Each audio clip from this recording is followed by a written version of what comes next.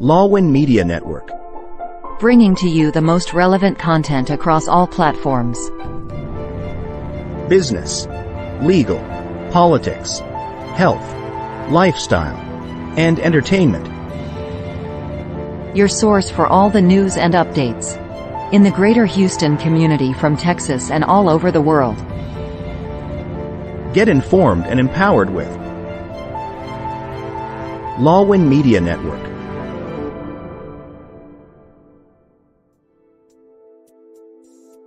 The following program is produced by Lawin Media Network. The views and opinions expressed in this program are solely those of the individuals appearing on the show and do not necessarily reflect the views and opinions of Lawin Media Network, its affiliates, sponsors, or partners. The content provided in this program is intended for informational and entertainment purposes only. Lawin Media Network does not guarantee the accuracy, completeness, or timeliness of the information. Good evening, everybody. You're watching Lawin Media Network live, either through our YouTube channel or our Facebook page. And welcome to tonight's episode of Pink Table Talk. This is our 5th episode, and I'm your host, Dr. Carly D. I'm a doctorally prepared nurse, educator, mentor, advocate, mother, and a domestic violence survivor.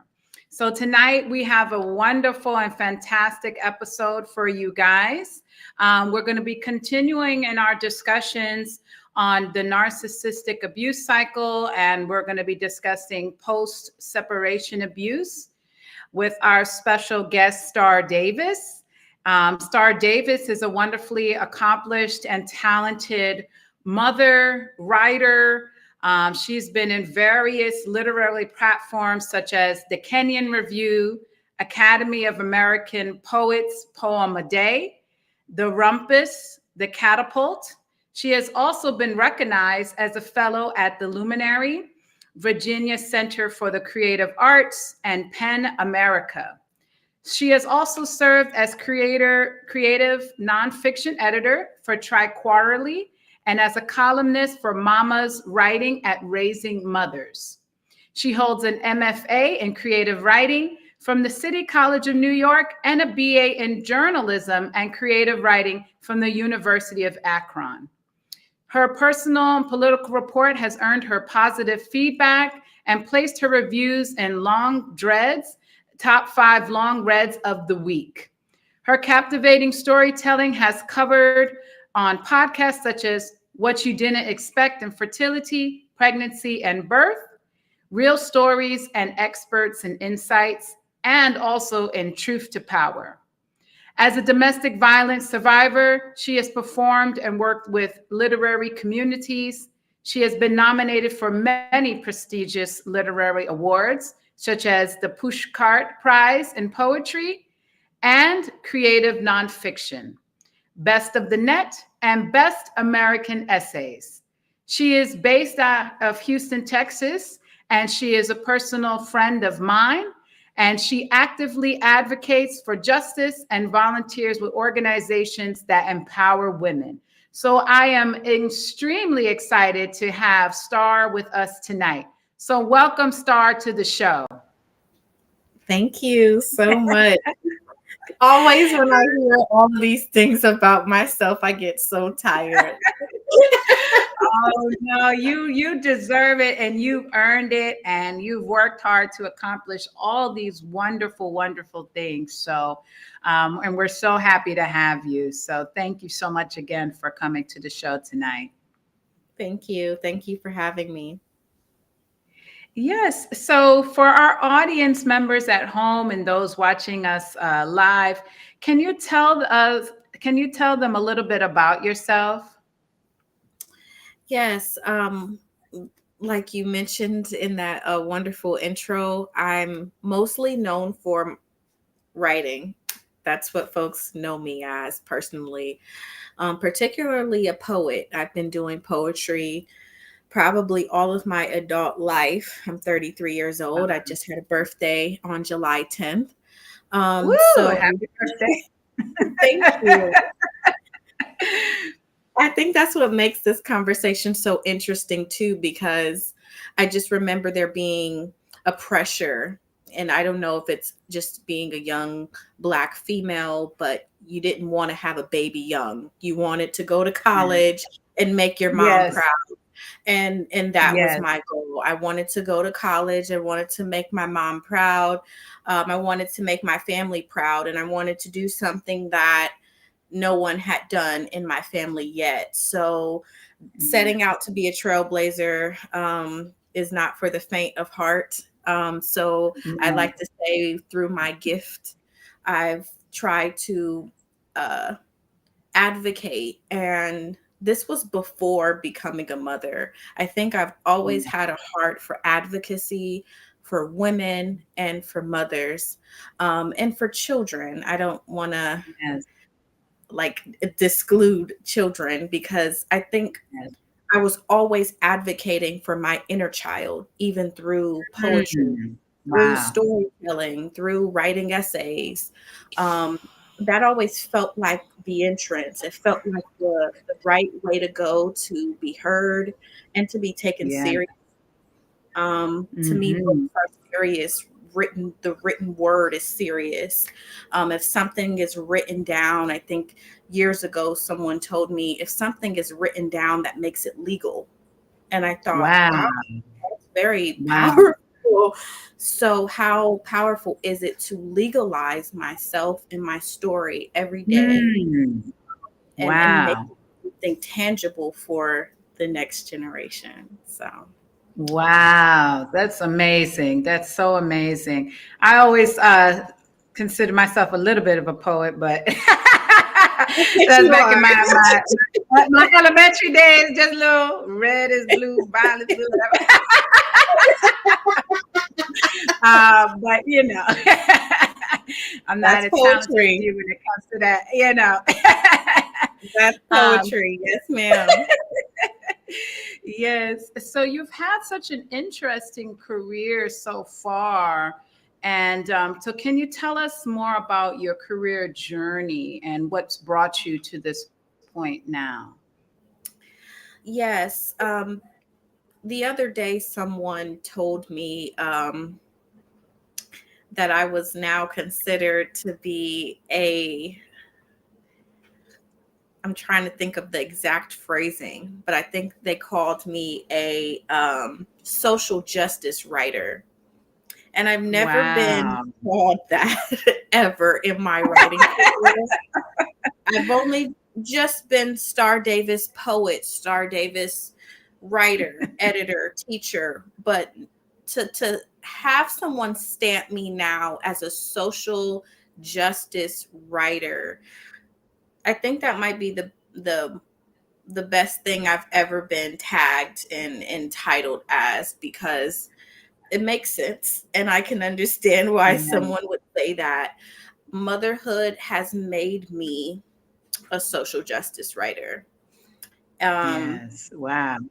Maybe prior to my motherhood journey, maybe I was just a writer, but I think motherhood, and I think any mother who considers themselves to be writing, whether they know this or not, you are writing and advocating for women and for mothers. And you are a part of like a tribe of women who are trying to be heard and trying to have laws and policies and things brought to the regular human perspective. Everyone doesn't know what happens legally to mothers, and everyone doesn't know what happens emotionally or spiritually to mothers. So a writer who's a mom is a very powerful person. So I think where I am now is embracing the fullness of that, embracing the fullness of going, you know what? I am a social justice writer. I am writing to see change for my daughter, and I'm okay with calling myself that right now. So I like to say and motherhood has brought me here, and it's a beautiful thing, honestly, Dr. Carly, because it gives me a new purpose and something new to say. Yes, and I see we have a special guest here. Hi, Missy. Oh, she's so beautiful. And she's like, I got to see what mommy's up to. Always. Always. Yeah, And I speaking love of motherhood. yes. Yes. So, that's the thing about being a mom is that we're always on duty. They don't care what we're doing. They're like, she's like, I don't care you're filming a live show. I'm here. This is my time. That's right. So that's so good. Yes. And so, so you've worked with some interesting companies and you've won some awards and done a lot of literary pieces. Is there any one particular literary piece that you are most proud of? Oh, yes. I would have to say it would be my first essay that I wrote after becoming a mom. And that essay went viral, and it actually jump-started me to where I am today. I see. Oh, that's wonderful. And that essay was published was published on the platform 𝓛𝓚𝓞, which was an amazing literary magazine. They're actually no longer publishing or taking literary submissions. So I kind of figure I'm honored to kind of have been within that last wing of writers who got published on that platform. So that essay was called The Funk of Poverty. And interesting. It was written while I was in custody court for my child and with my abuser. And I was facing an economic situation between survival and then fighting in court and trying to weigh the odds on what was more important, paying rent or paying an attorney. And that was kind of the basis for that essay. And I'm really proud that I was that vulnerable and brave to kind of put my financial and economic situation out there. But I also threaded a lot of intergenerational trauma into that essay. My family, I was raised on food stamps, government assistance. And even though I have 2 college degrees and it would seem as if I wouldn't need food stamps, I wouldn't need government assistance, that is exactly where motherhood landed me. And I was kind of toggling with that and wondering, how did I end up in the same place that my mother was? Yes. Wow. It's on our second episode, we featured Sarah Galloway, and she mentioned the same thing that you're saying now. She said, she was a professional, she's a nurse. And yet when she left her abuser, also as a single mom with a small child, she too had to go into a shelter, get on public assistance. She too had to struggle, and people were looking at her like, you're too smart for that. You're a professional though. How come you're in this situation? And I think that there's a lot of judgment and stigma there.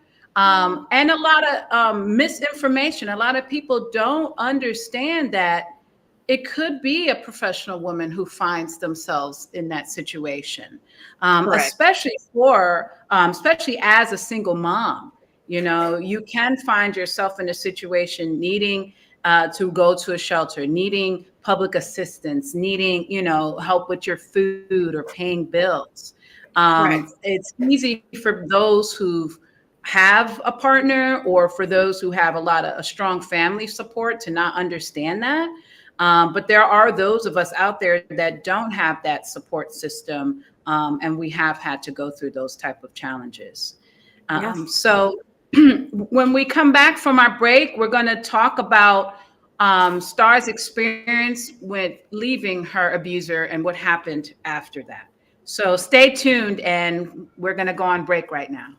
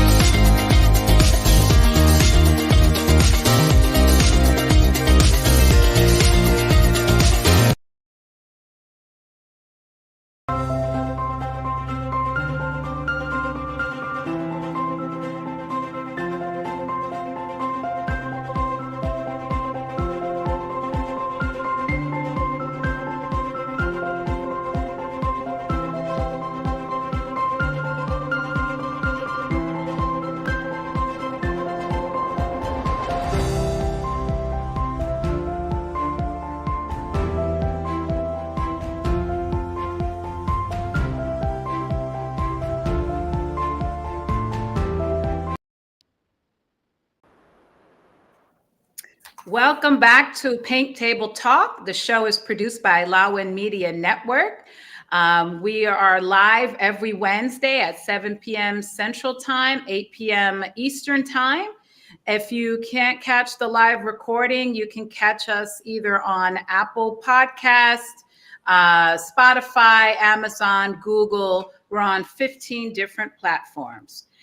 So before we continue with our guest today, I have some comments from our audience. So the first comment is from Ara Mingya Ungria. Sorry if I'm messing up your name. But she says to us, have a blessed morning. Thank you. Same to you. We also have a comment from Christian Toledo, who says, embracing being a social justice warrior while your child also embraces you. Oh, that's really wonderful. Thank you so much, Christian. And then we have another comment from an Alvin Reyes. And he also says, have a blessed and rainy morning. Yes, we've been getting a lot of rain here in Houston off and on. So thank you all so much for your comments. So Starr, last week we featured Coach D. And Coach D, she talked to us about the narcissistic abuse cycle and post-separation abuse. Through meeting you, through our connection with Safe Families for Children, I also know that you survived a very toxic and abusive relationship with someone who is most likely a malignant narcissist. Can you please tell the audience about your experience when you left your abuser? Yeah, so I was pregnant during the pandemic, the actual start. So I'm talking March 2020. I conceived. Oh boy. So my daughter was born December 2020, right at the end of the year. And I left my abuser when she was about a month and a half. So this was February 2021. Wow. And I'll never forget that day because there was a big freeze in Houston. Oh, yeah, the infamous freeze. And I remember thinking, why is everyone's cars smashing into each other? Like, what's the big deal? Because I'm from Ohio and I lived in New York, so I'm used to seeing folks know how to drive snow. I had a moment where I understood this is either God intervening because I had no other way to treat it. Or this is the breaking point where something's going to happen. And both things were happening at the same time. It was my breaking point in that relationship where I was understanding the baby wasn't going to stop the abuse. Her birth was not going to protect me. The innocence of having a newborn child in the house was not going to protect me. And it wasn't protecting me. I was actually now receiving it worse than I was during my pregnancy. And I think it was because I was regaining myself. Yes, and that part. I was mobile. I'm walking around. I don't need so much help and so much assistance. I'm returning to work. I had also just won a very large fellowship, PEN America. Things were happening for me. So I'm thinking of Rihanna doing that halftime Super Bowl show. And someone on TikTok posted about the power of a pregnant woman, kind of having that glory moment where because she's having a baby, she can have it all. And I think that was happening to me unknowingly. And I was also trying to figure out what was going on. But I was really blessed. And it was triggering that person. It was making the abuse worse. So When I left, it was in the middle of that storm. And, Mm. you know, it was between me and my things and my child. And I chose my child that day, and I left with the Mm. clothes on our backs. I left with Wow. a finished apartment and all of my possessions because he came in with nothing. So the Wow. apartment furnishings down to everything on the wall and the forks and Mm. spoons Wow. and the drawers were mine.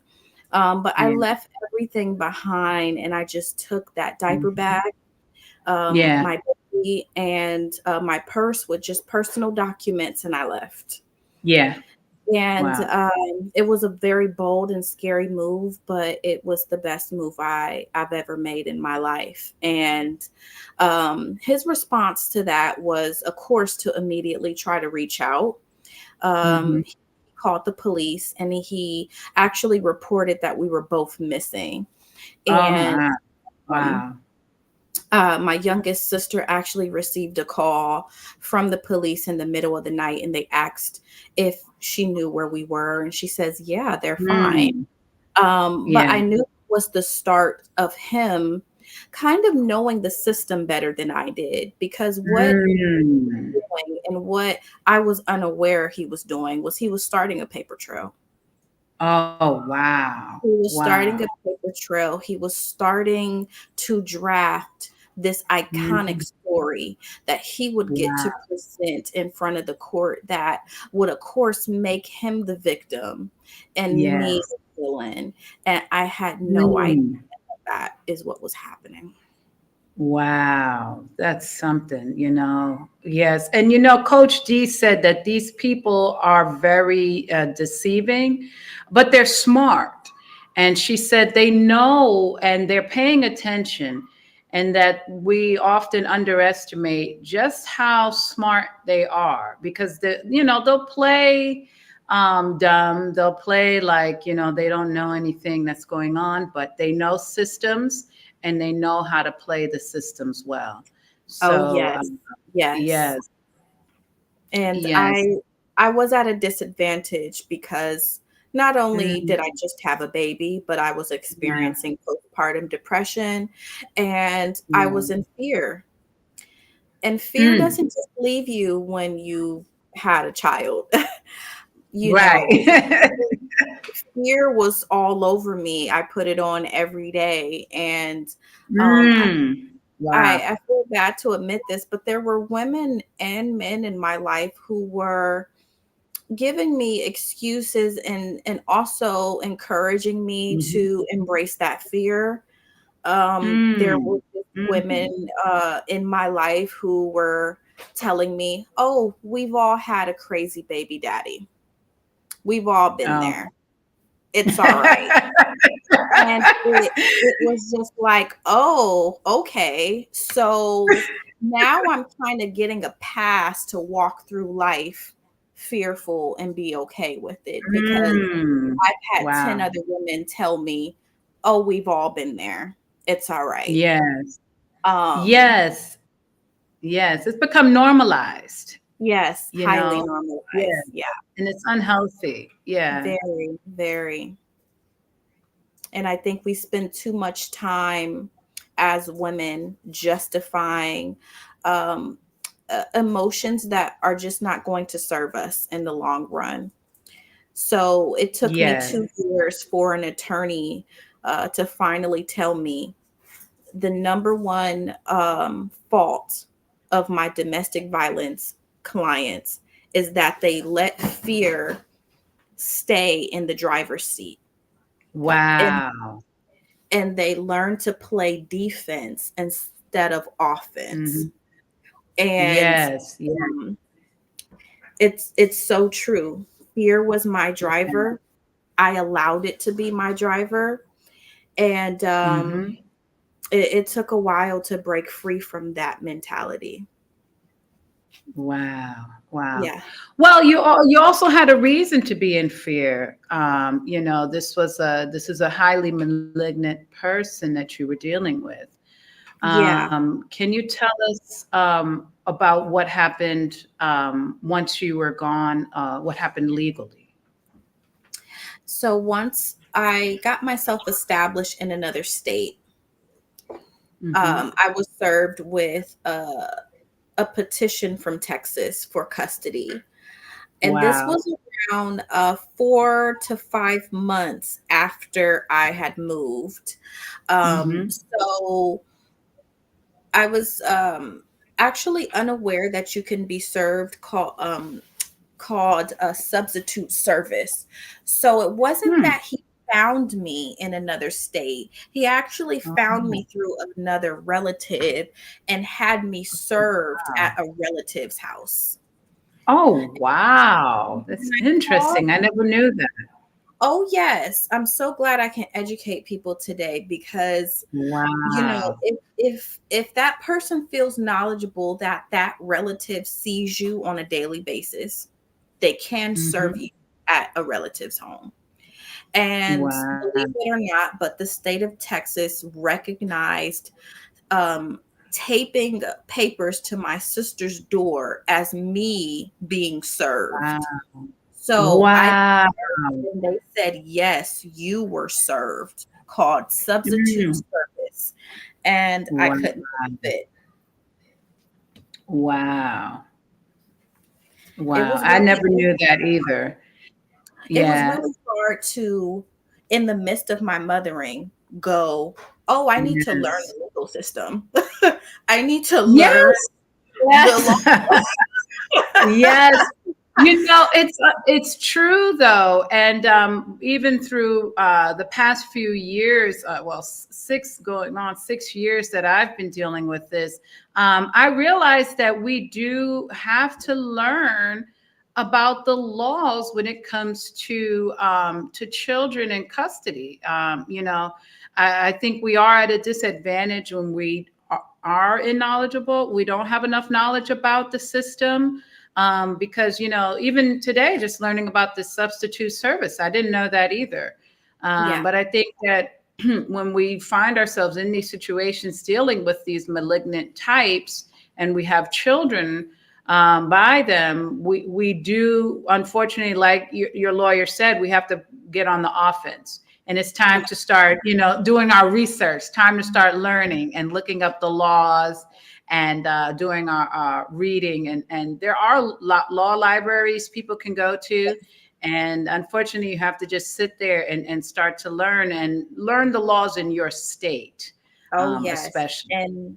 And that was a huge issue for my case. I'm in another state. So I'm in the state of Ohio. Texas is serving me.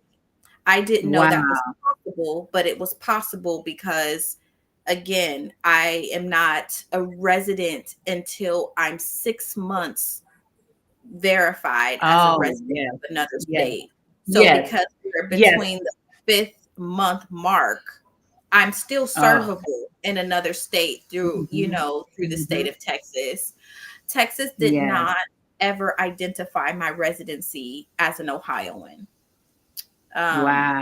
Never identified my child as an Ohioan. She was a Texan. She was born in Texas. She was taken by, these are the legal terms. She was taken from the state of Texas and she was to return to the state of Texas. Wow.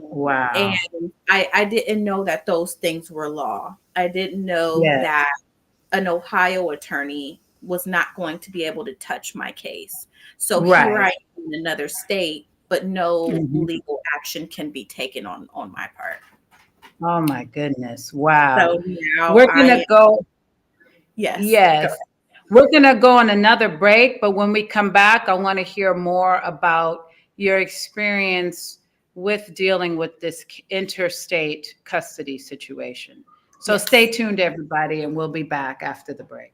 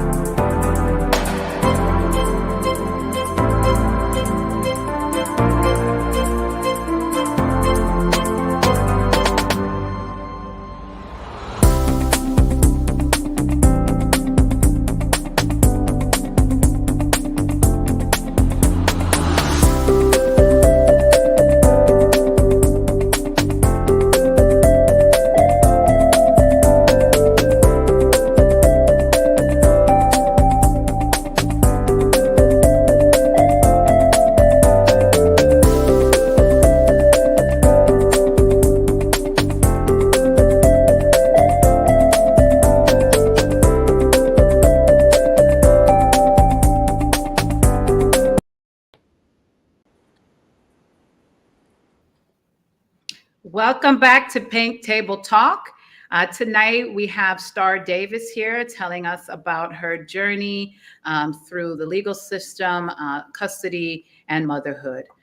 So Starr, before we took a break, you were telling us how you had been served in Ohio with papers from Texas, and that even though you had a lawyer in Ohio, they could not do anything here in the state of Texas. I think it's because of like jurisdiction, I The think. jurisdiction. So Jurisdiction. Texas took that jurisdiction. So Wow. once Texas said, "Hey, this is our case. Mhm. We're going to take it. We believe it's a Texas issue." Ohio was hands off. No legal action could be taken in the state of Ohio, regardless of the rental lease we're on, the job I had, Yeah. the driver's license I got, the car, Mhm. her being enrolled in daycare. None of that mattered. None of that mattered. Wow. Wow. Yeah. Wow. So about 8 months after leaving my abuser, I was forced by law, by the family court Wow. system, after trial, to Hmm. return to the state of Texas in Wow. 30 days. Oh, My daughter was 9 months. She was just learning how to walk.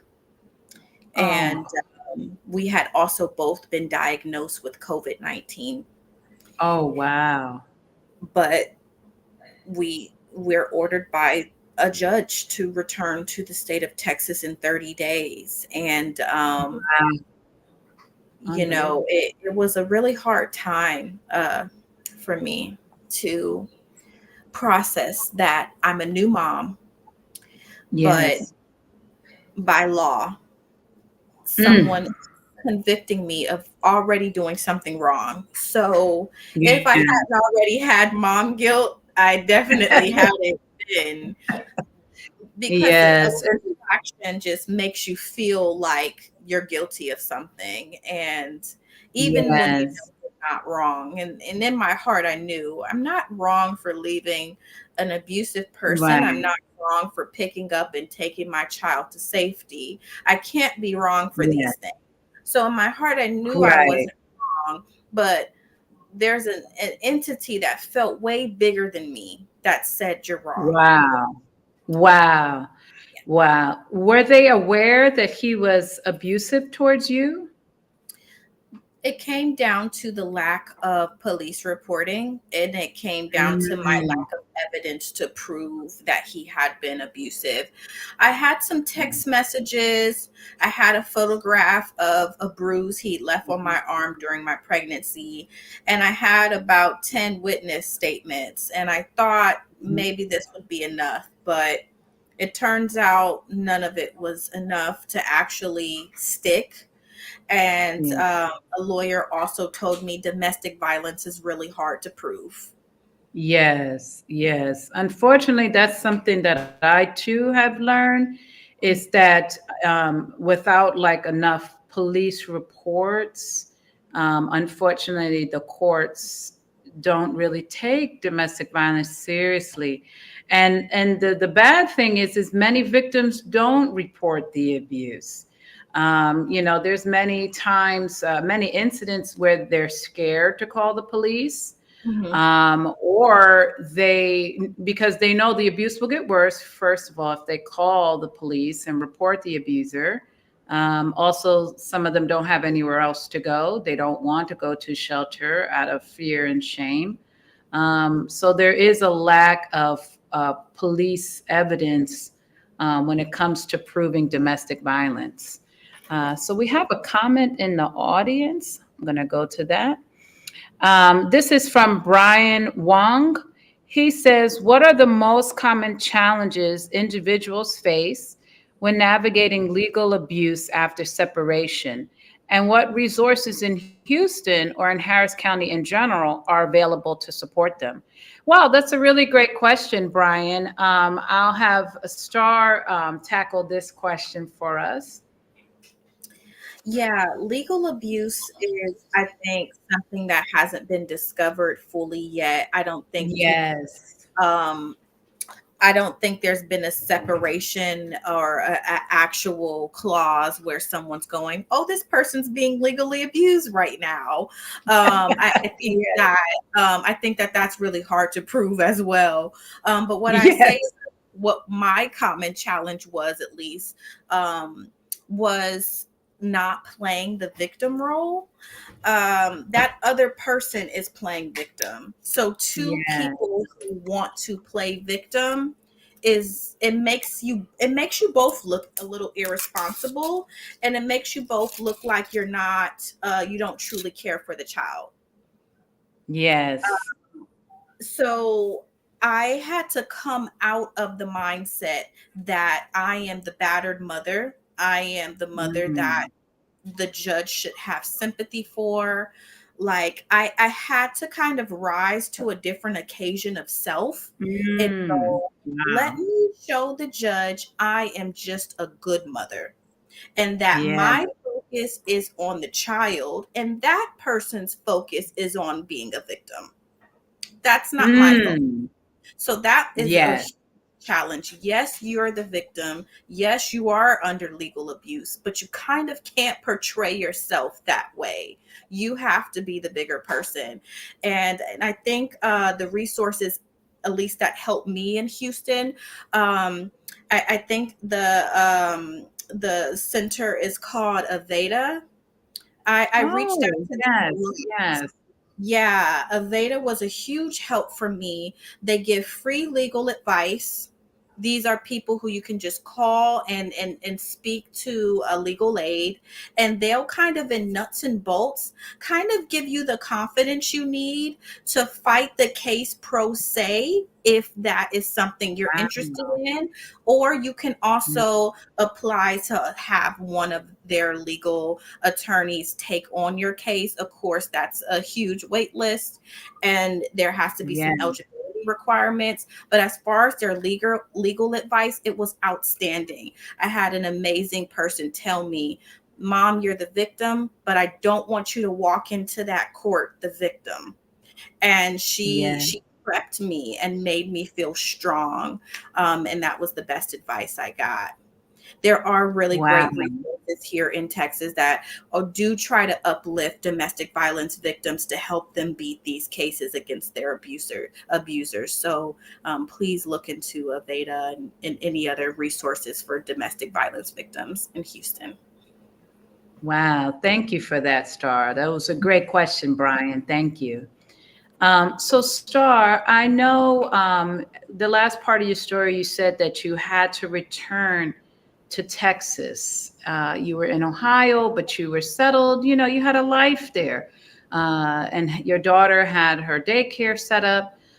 So, what was that journey like coming back to Texas? I was in deep fear. Again, fear was always in the driver's seat. So fear drove me back.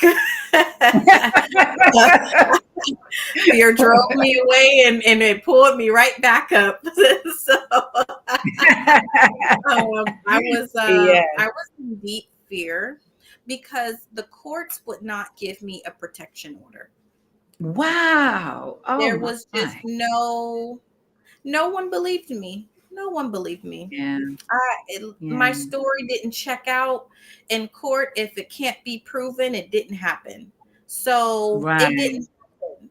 So I had to come back to Texas aware that I was going to be unprotected, but that was Wow. going to be my moment to also then get a police report. So it was a guinea pig moment that I feel, um, Oh, forgive me, but I just have to boldly state this. I truly believe that the family court system, until something is actually proven, I think they put domestic violence victims back in the mm, access of their abusers to almost test it out themselves wow. to see is this person really abusive towards you, the child? If so, let's give an order. Let's give you both access. Let's not give anyone any boundaries or protective orders, and let's see what happens. And that is exactly what happened. He had full access to my daughter. He had full access to my address. He had full access to my tax documents, my pay stubs. He knew where I worked. He knew everything about me. And that is when the threats came in. That is when the fear of my life and his anger and his taunting began, and his terrorizing began. And ultimately that drove me back out of Texas the same way it did initially. Wow. Oh my gosh. Yes. But I had police reports. I had police reports, right? So now I came down, I collected my police reports, and I'm going to go back home where I'm safe. And that kind of also did not help my case. It made me look defiant. To the courts. Yes, to the court. And I made a huge mistake saying to myself, I'm back in danger and I have to leave again. Instead of recognizing I'm now in his playing field, and I can stay and tactfully fight this and show the court exactly what's going on. I can correct the story, but I actually continue to manifest his result by, again, letting fear stay in that driver's seat. Wow. We're going to take another break, but when we come back from the break, we're going to continue with this amazing story with Starr Davis. So stay tuned, everybody.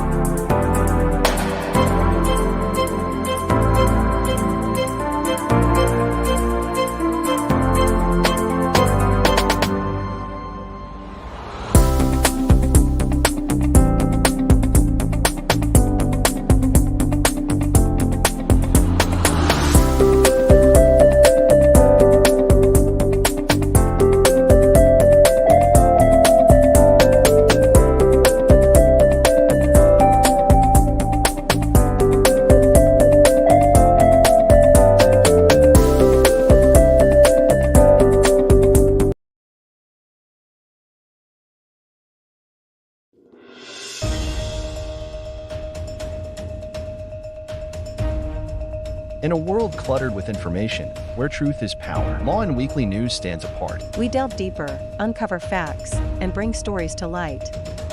From political showdowns and economic triumphs to the pulse of the street and the heart of the community. We capture the moments that define us, stories that challenge, inspire, and transform. Tune in live Sundays 8 a.m. Central Standard Time and Sundays 6 p.m. Central Standard Time.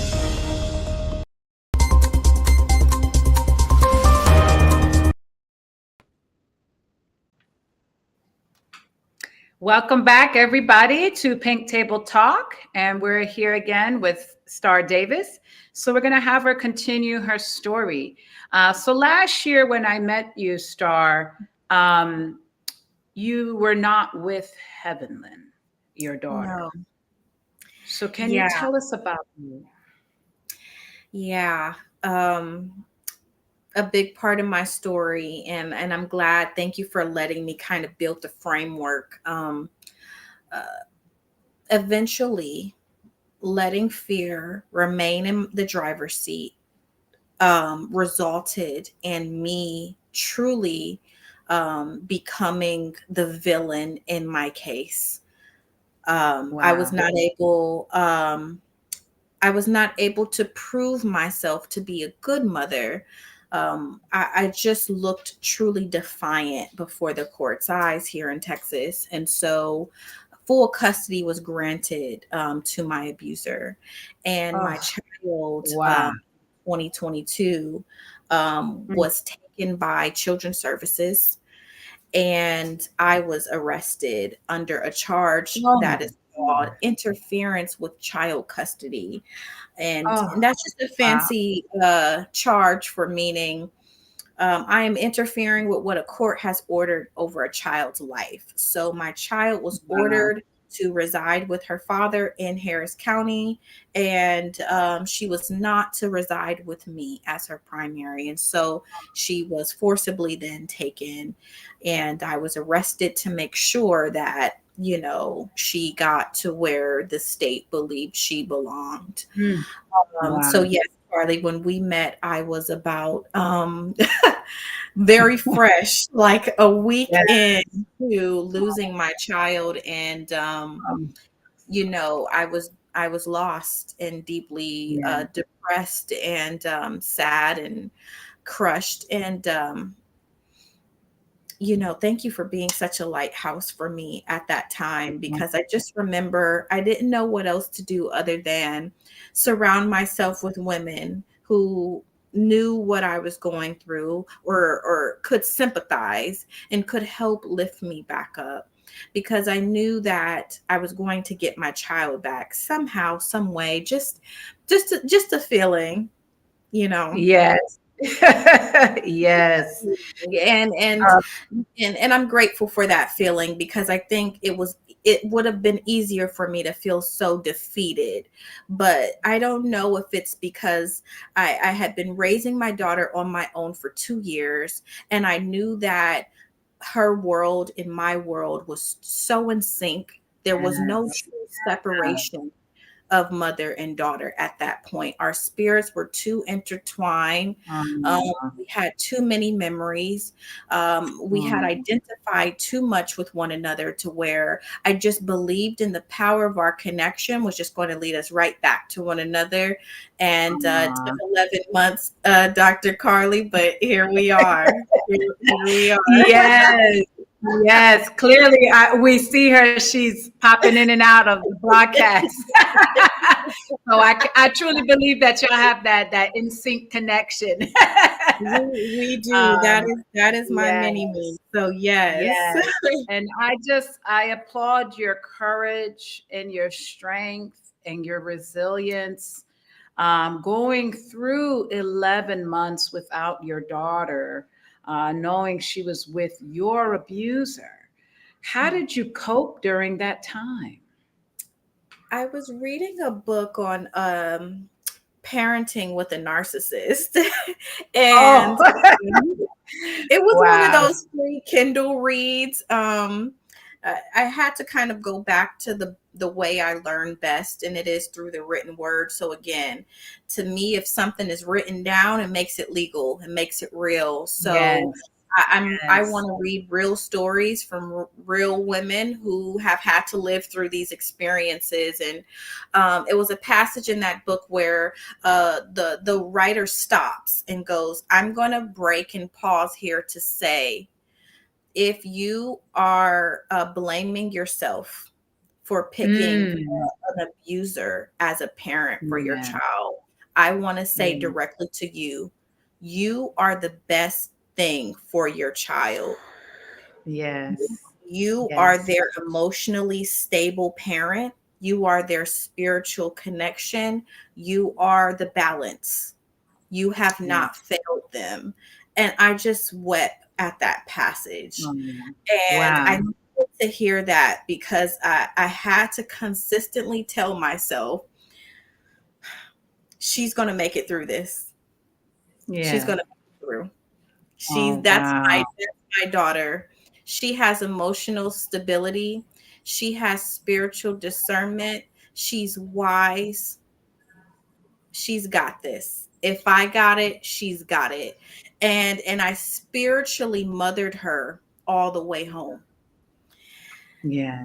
And that's how I kind of like to think about it. I spiritually warred for her until she was back in my arms again. And Yes. that scripture, pray without ceasing, is such Yes. a real thing. I had to remember to pray and to not let up and to not grow weary in it. It felt like he was winning, but I had to remember that parenting isn't about winners. You know, mom used to, No. I'm going to do the best I can, but there's no book on this. And that was my mom's No. quote. She used to go, there's no book on this. And now I know there truly is no book on this. I've looked and I've read some things, and there's no book on this. That's correct. It's So- true. And we often feel like we're failing, but I love that quote you said, that we are the best thing for our child. And I believe that, and I resonate with that. And wow, that's really powerful. For those out there who are in this situation, or for those in abusive situations who may be thinking about leaving their abuser, what are some words of advice, support, or encouragement that you can offer to them out there?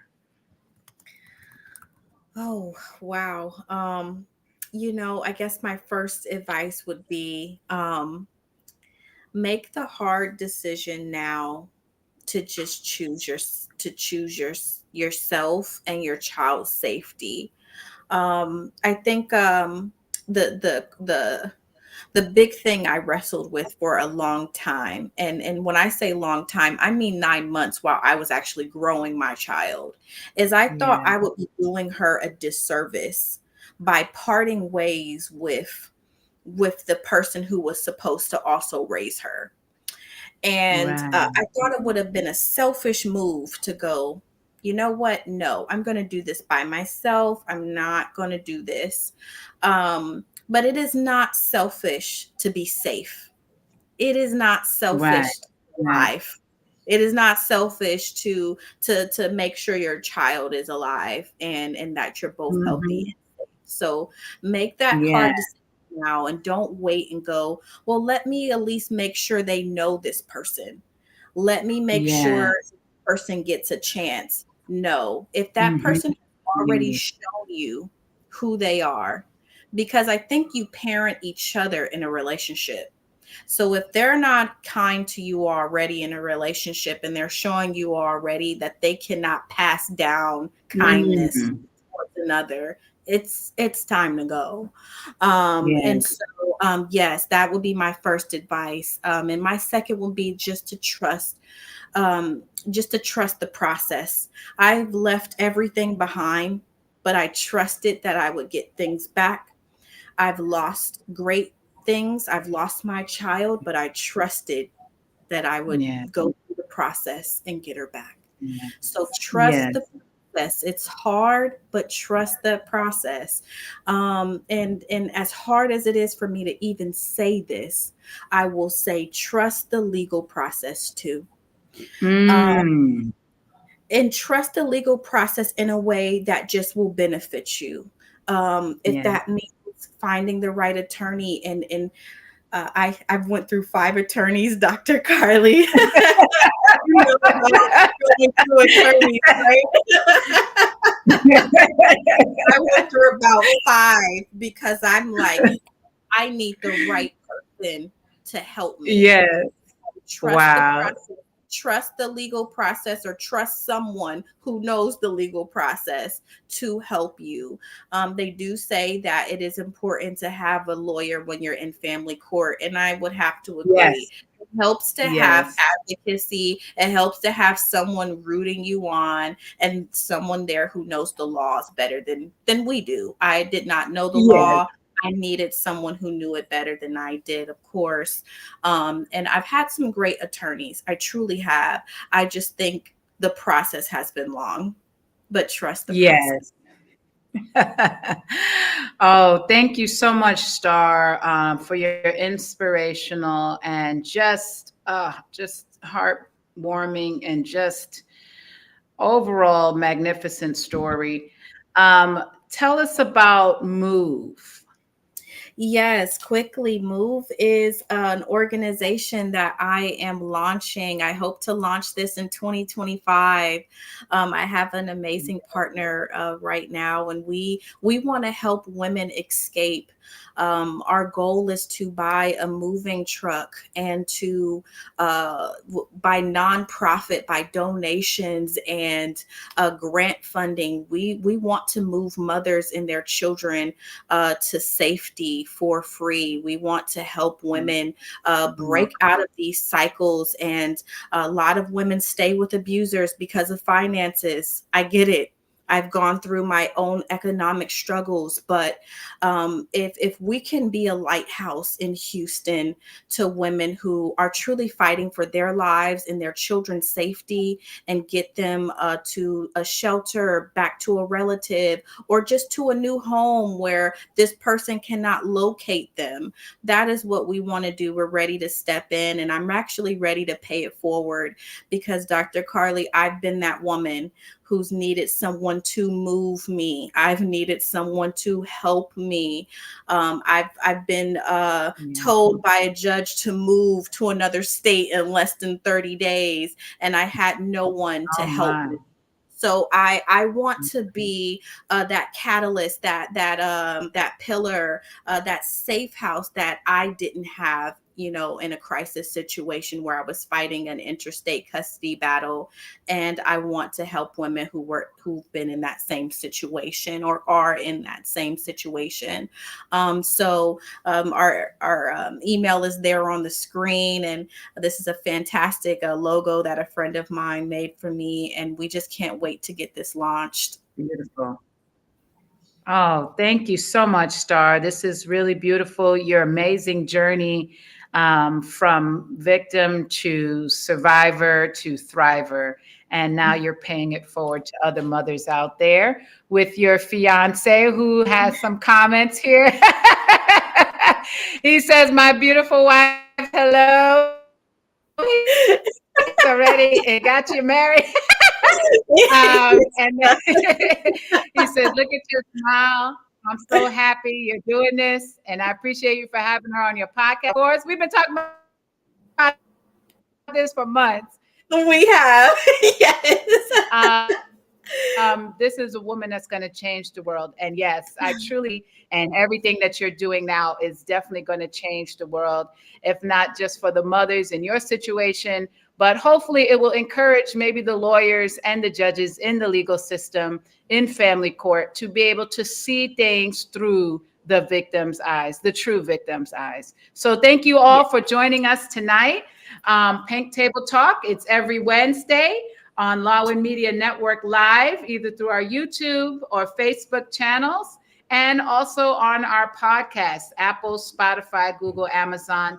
And thank you so much again, everybody. And on Wednesdays, we talk pink. Have a good night, everybody.